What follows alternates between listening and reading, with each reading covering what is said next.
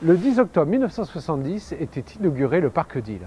Mais il a fallu une longue histoire naturelle et humaine pour que naisse ce paysage de la vallée de la Somme.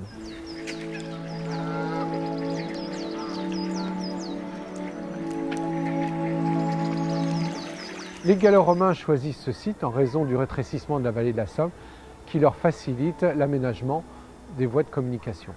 C'est là que, selon la légende, le corps de Quintinus fut inhumé à la fin du IIIe siècle, site sur lequel se développe une chapelle au 7e siècle, reprise par des moines bénédictins vers 960.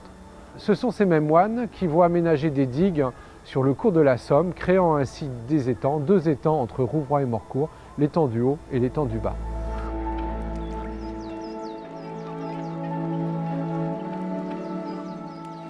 Avec la guerre de Cent Ans, les fortifications vont être renforcées au XIVe et XVe siècle. Les eaux vont être détournées pour pouvoir aménager des fossés au pied de la cité. Les richesses de l'étang d'Isle exploitées par les moines de l'abbaye d'Isle sont multiples. Tout d'abord, les moulins qu'ils aménagent sur les digues, les moulins Becquerel, à partir du 9e, 10e siècle. La chasse du gibier d'eau, notamment les canards pilés, les foulques macroules ou encore les bécasses, gibier qui est réservé là encore aux moines. La pêche des poissons d'eau douce, très important quand on pense que ces moines sont soumis la moitié de l'année à un jeûne alimentaire. Le surplus des poissons pêchés sont vendus à la population. D'autres activités humaines se développent. Les foulons pour le travail de la laine, les tanneries pour le travail du cuir, les bueries pour le blanchiment du lin à partir du XVIe siècle. La ressource végétale n'est pas négligeable non plus, puisqu'on exploite l'osier pour la vannerie. On plante des arbres, des aulnes et des peupliers. On cultive le cresson, qui est une plante potagère et médicinale. Et le pâturage aussi est très important pour le bétail des populations environnantes. La tourbe, formée par la décomposition des végétaux, est exploitée, elle, pour le chauffage humain, jusqu'au début du XIXe siècle, lorsque apparaît l'usage du charbon des mines du Nord.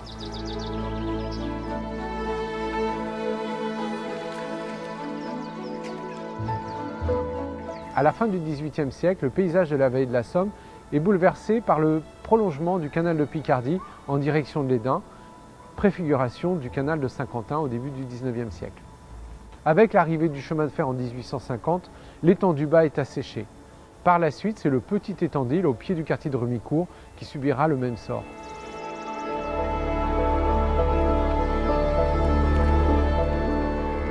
Au début des années 1920, la ville de Saint-Quentin rachète l'étang d'Isle dans le but de l'assécher et de l'aménager. Finalement, le projet trop gigantesque est abandonné. À l'initiative de l'Aveyron saint-quentinois est créée la plage d'Isle qui ouvre ses portes en 1930. Elle est l'héritière des bains froids aménagés depuis le milieu du XIXe siècle en bordure de la Somme et de l'étang d'Isle. Après la Seconde Guerre mondiale, en 1950, s'est aménagée une déchetterie qui fermera ses portes en 1965. C'est cette zone trop longtemps délaissée et maltraitée que la ville de Saint-Quentin décide d'aménager à la fin des années 60. Après la conception d'un ambitieux projet d'aménagement nautique et sportif, finalement la ville s'oriente vers un projet plus naturel. Après d'importants travaux d'aménagement, de terrassement, de remblaiement, le parc d'Isle est enfin aménagé et ouvre ses portes en octobre 1970.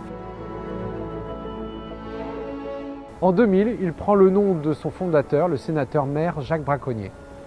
En 1976-77, des accès sont aménagés en direction d'Arly et de Rouvroy. Une fermette pédagogique est créée.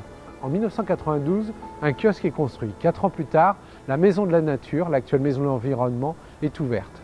Elle est aujourd'hui en cours de rénovation. Le parc animalier, de son côté, est en pleine expansion.